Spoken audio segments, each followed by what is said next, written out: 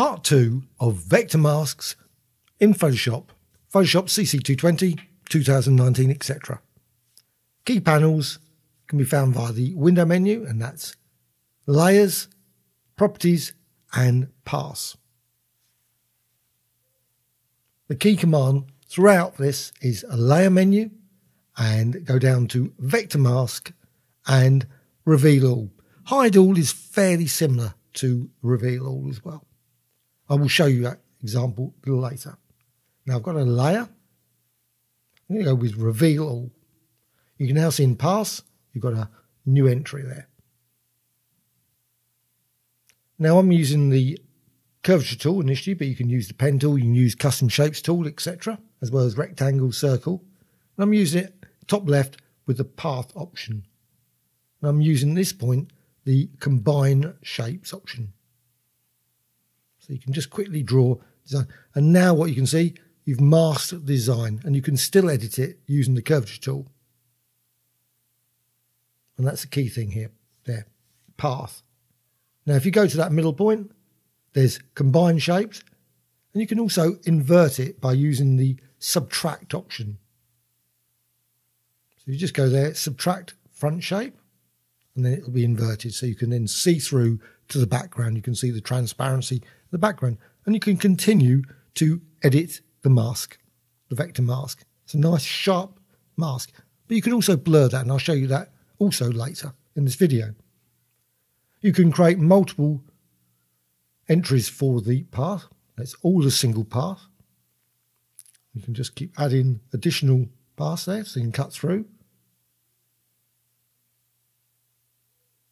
And you can always go back to the combined shapes as well if you wish. Now I'm going to go completely fresh design there. So layer menu and vector mask and reveal all. But you can also use hide all.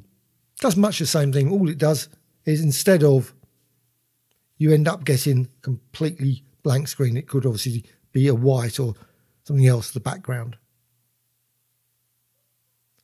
So again, if you're using the path option and curvature tool, and I'm going to go with combine shapes. And we'll just use that. And again, you can then create a mask there. Exactly the same as the reveal all, except it just produces that transparency at first. And again, you can do exactly the same thing with the subtract option as well. I'm going to go with combine shapes. And again, you can continue to add additional points there. And you can add 5, 10, 15, whatever you want to do. Whatever design you want to create. Again, completely fresh document. Again, still got that background. So I'm going to go to layer menu, and this time I'm going to duplicate the layer. So I want exactly the same layer. I could, of course, create something else, a different design, and have that as a background. So I've got two layers now. You can see that in the layers panel. So layer, and make certain you pick vector mask and reveal all. And create that design, that path there. Now, this point, what will you see? No, nothing, literally nothing. Because, of course, you've got the background design, looks exactly the same as the front layer. So there's nothing changed there, other than there is a mask, but you just can't see any difference. So if I go to subtract front shape, well, it'll be exactly the same. And again, I can still edit that path. It's still editable at any point. But you can also, just what you can do, just go and disable that background. So you can see now you're cutting through exactly the same as before, where you can see the transparency.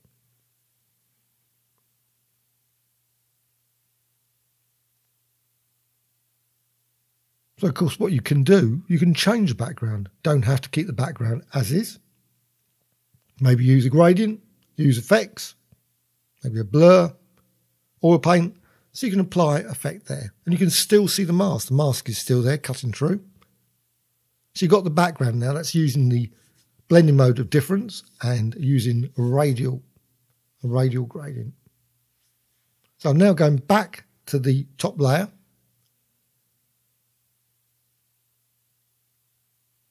What I can do, I can move the mask. I can go and select all of it, use the direct selection tool, and you can select all of that design, and then you can just move it around if you wish. So you can reposition it. And of course you can use the curvature tool. Just go there, back to the curvature tool. Maybe add additional points. Maybe drag it in different directions.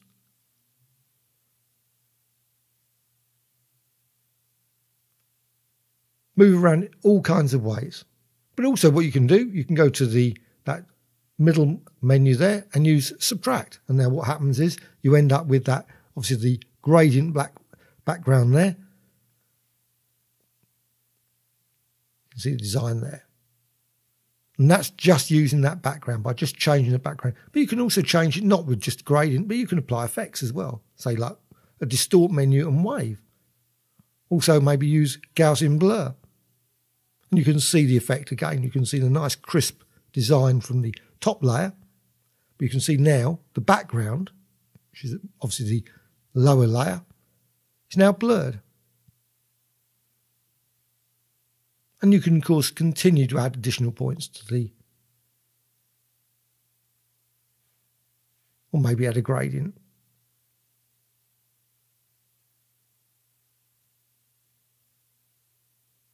Yeah, takes a few seconds to apply that.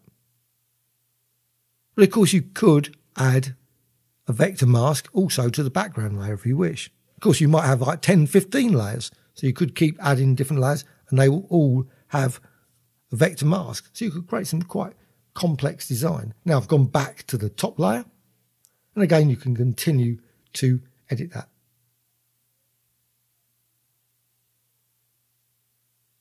So you can see more or less of the front layer.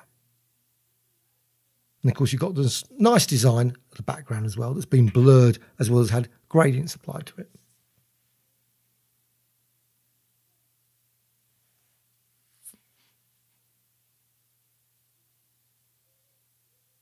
What you can also do, of course, at this point, you could have actually gone to the layer menu and styles and added layer effects to that mask. Now, you can also use custom shapes. You can also use rectangles, circles, etc. So custom shape, then you go to the shapes in the center point and then select a shape. I'm going to go with an arrow design.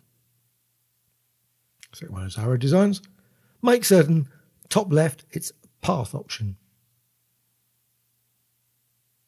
Now I've found that mixing custom shapes and paths created with curvature and pen tool don't always seem to work particularly well. Sometimes it works, sometimes it doesn't. So generally I'm just going to use custom shapes on its own. Oops, click screen by accident.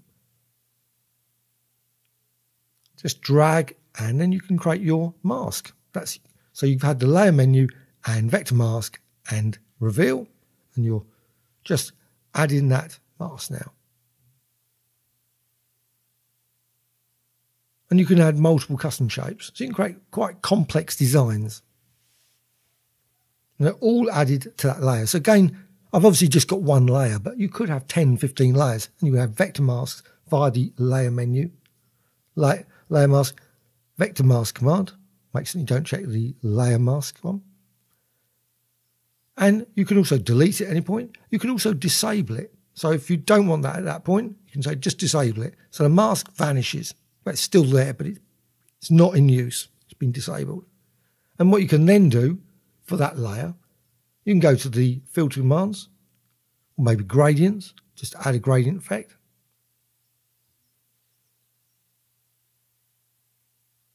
Maybe filter menu and oil paint, etc. And once you've done that, you can always go again, layer menu, vector mask, and enable to bring it back. And you can see then you've got your new gradient effect there. But it could be a filter effect, adjustments, etc. And again, what you can do, direct selection tool, select all of those designs, and then you can edit them. So you can go to edit menu and transform path, and you can scale or rotate or skew or distort. So I can resize that mask, just drags that around. You can see the underlying image there as well. And again, continue, obviously I can do rotate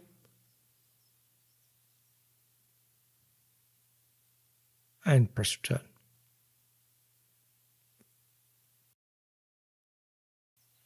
So what you can also do, you can go to layer menu and layer style. So you can add maybe a drop shadow or bevel to it. So that's design. So drop shadow. Just change the settings because maybe it looks at this point the shadow goes off the screen. It's up to you. And what you can also do, of course, you can still edit the points. You can go to the curvature tool and you can then just click on those points or add additional points and then modify the design. And of course, the layer style will reflect that. So it will just change and you see the shadow change. But you can also, what you can do, once you're happy with your vector mask and you don't want it anymore, you just want to use it as a normal layer, what you can do, you can go to layer menu and rasterize it. So go to the layer menu.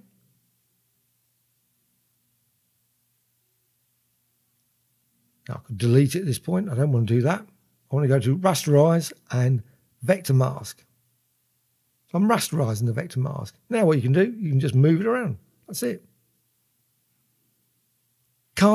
Once you've done that, that's it. You can't edit it anymore. But what you can do, you can manipulate it far easier with maybe filter effects, or maybe hold down the Alt or Option key and drag and duplicate the design. So you can fill the entire screen with your abstract custom shape design. And of course, I've just chosen an arrow design, but you've got loads and loads of different custom shapes available. And once you're happy with the whole thing, what you can do, layer menu, and you can flatten the entire image and then continue to apply effects maybe, or maybe add a vector mask to that layer and then manipulate the design that way. So again, you can go to vector mask and reveal all, and then simply go to the curvature tool, pen tool, or custom shape, or a circle, and then just add a vector mask to that design. And this time, of course, it's the lowest layer, so you will end up with a transparent background.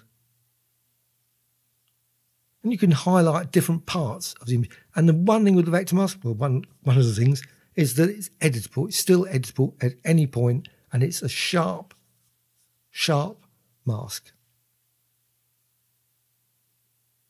You can shift it, change the points, tweak it in all kinds of ways. That's all via layer menu, vector mask, and reveal all, or using the hide all command.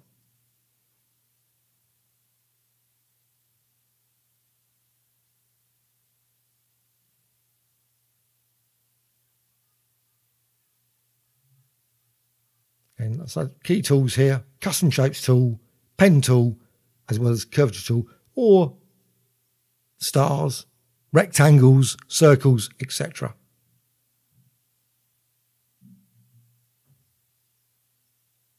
Hope you found this tutorial of interest.